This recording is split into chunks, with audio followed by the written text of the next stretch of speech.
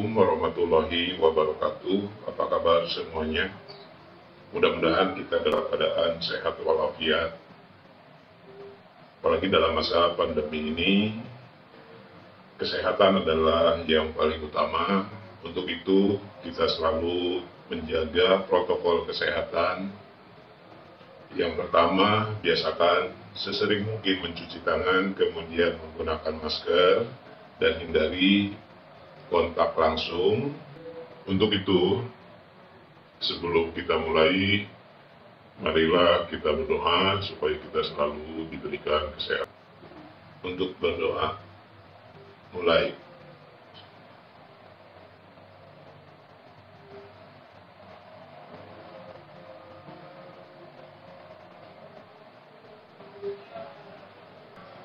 Untuk pertemuan kedua ini kita akan membahas masih bab 1, karena kemarin kita sudah memaparkan atau sudah mempelajari dari bab 1 sampai dengan bab 4, tapi secara garis besarnya saja.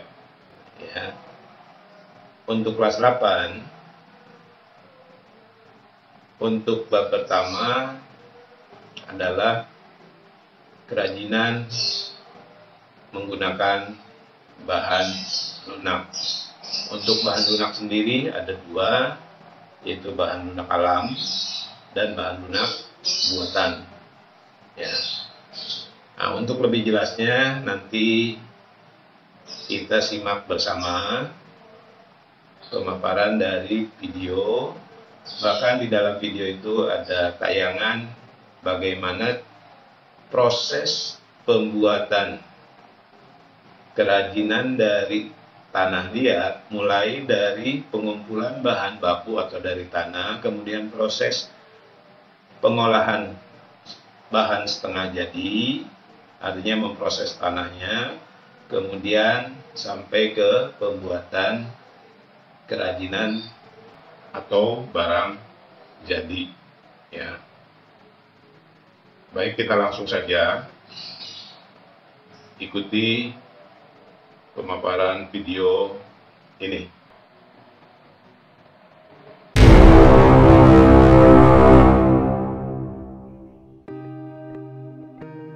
Baik, untuk materi kedua ini tetap kita akan membahas bab 1, walaupun kemarin kita sudah membahasnya, tetapi kemarin secara intinya saja, sehingga kemarin kita sudah membahas dari bab 1 sampai dengan bab 4 untuk 1 semester. Baik, untuk bab pertama ini yaitu kerajinan bahan lunak. Yang pertama, prinsip-prinsip kerajinan bahan lunak. Bagi masyarakat Indonesia, benda-benda kerajinan dapat menjadi alat untuk memperkenalkan keragaman budaya dari daerah Nusantara.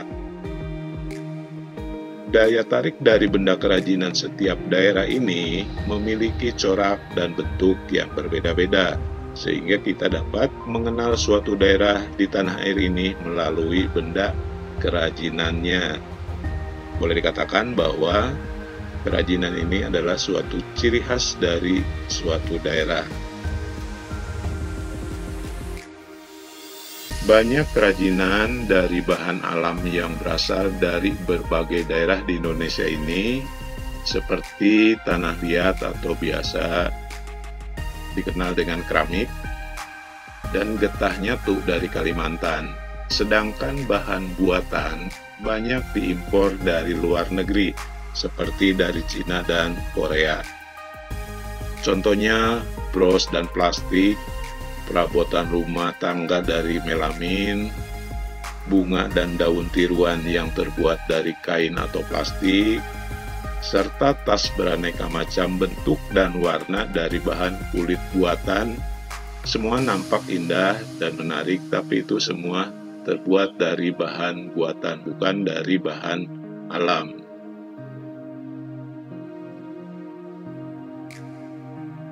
Pada praktiknya, kerajinan dibuat dengan mempertimbangkan wilayah kerja dengan beberapa prinsip sebagai berikut. Yang pertama, keterampilan tangan, kerajinan dibuat dengan menggunakan keterampilan tangan. Meskipun produknya banyak, produk kerajinan tetap menggunakan atau mengandalkan tangan. Sementara itu, industri bertumpu pada kekuatan mesin. Inilah yang membedakan antara produk kerajinan dan produk industri. Yang kedua, keterampilan teknik pembuatan benda-benda kerajinan dilakukan secara berulang-ulang dan didasari oleh keterampilan teknik atau biasa disebut dengan keprigelan. Sehingga produk yang dihasilkan sudah tentu memiliki kekhasan tangan yang nampak dengan detailnya, kemudian tingkat kerumitannya, dan hanya bisa dilakukan dengan keterampilan teknik yang dimiliki oleh tangan seseorang. Tentunya harus melalui skill atau pelatihan. Tidak bisa sembarangan asal membuat. Makanya mungkin kita nanti perlu untuk berulang-ulang atau berlatih, ya, baik secara teori dulu, kemudian kita mempraktekannya.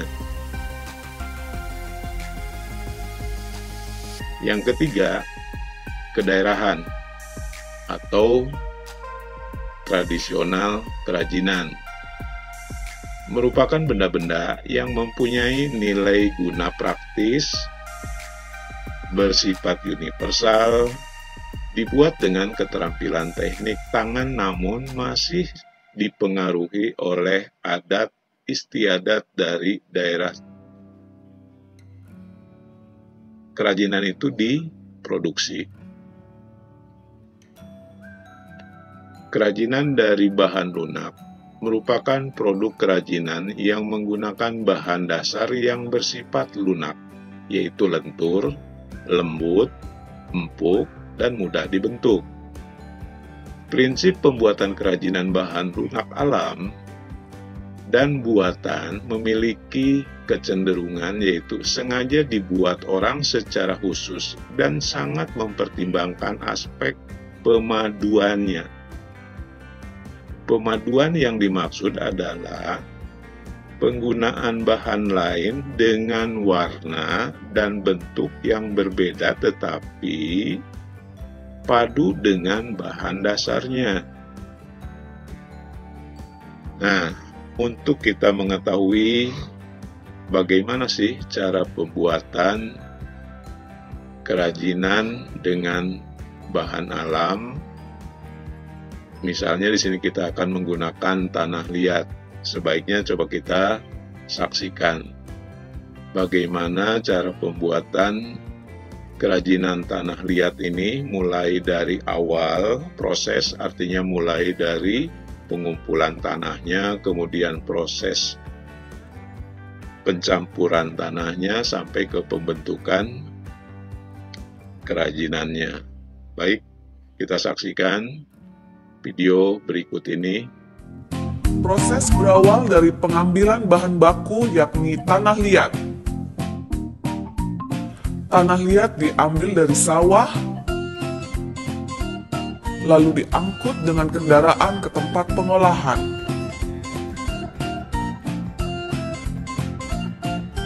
Di tempat pengolahan ini, tanah liat dimasukkan ke dalam mesin pengaduk. Tanah liat kemudian diaduk hingga homogen dan siap dibentuk.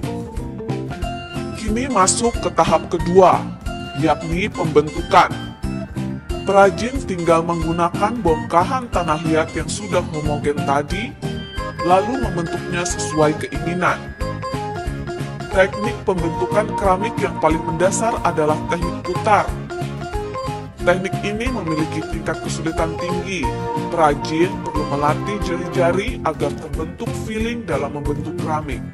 Gerabah dibentuk di atas meja putar. Melalui teknik ini dibentuk beragam gerabah alias keramik tradisional seperti piring, mangkuk, vas bunga, dan lainnya. Secara singkat, tahap pembentukan dengan teknik ini adalah pemusatan, pengerucutan, pembentukan, membuat ketinggian benda, dan merapikan. Kemudian, keramik didekorasi seperti ditempel atau diukir. Setelah itu, keramik diangin-anginkan sekitar 2-3 hari. Tahap ketiga adalah pembakaran. Pembakaran dilakukan di tungku bersuhu tinggi hingga keramik menjadi biskuit.